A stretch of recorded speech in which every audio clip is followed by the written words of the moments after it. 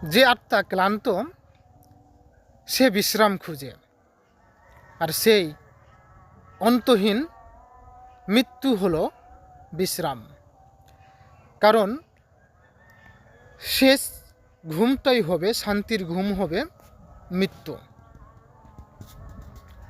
সেখানে থাকবে না এই দুনিয়ার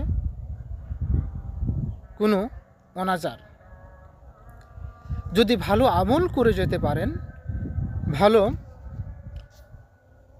নেক আমল করে যেতে পারেন, আল্লাহর সন্তুষ্টি অর্জন করে যেতে পারেন, তাহলে সেই আত্মা শান্তি পাবে, সেই আত্মা বিশ্রাম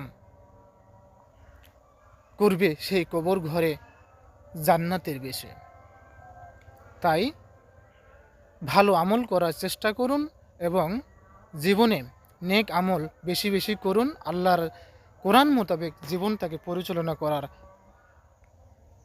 চেষ্টা করুন।